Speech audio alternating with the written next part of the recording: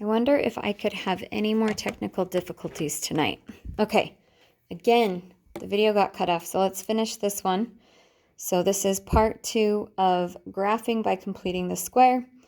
We completed the square to get the standard form of the equation. We found the vertex. We set that function equal to 0 to find two x-intercepts. We've plugged in 0 to find a y-intercept, and we were just starting to put those points on the graph. So we have a y-intercept at -3. We have a vertex at -3, -12, which doesn't exactly fit on the grid. I could have scaled it different, but I was too lazy. Then I went ahead and created the mirror image of this point on the other side of this axis of symmetry that runs through the vertex. The only other piece of information I have that I can add right now are my zeros. So I am going to just throw the square root of 12 into a calculator to figure out that the square root of 12 is about 3.5.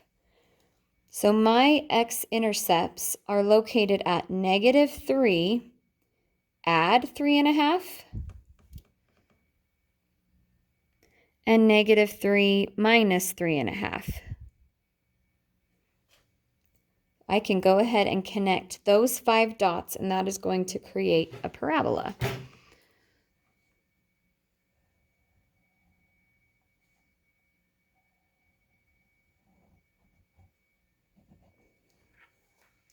There it is.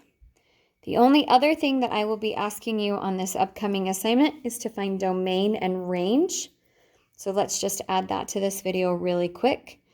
Domain of a parabola or domain of a quadratic function will always be all real numbers, or we could say from -infinity to infinity.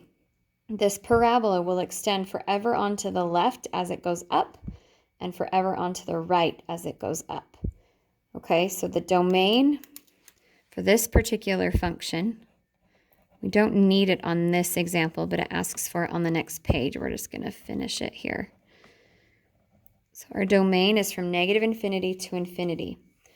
The range, however, there are some y values that never get used when we draw this graph.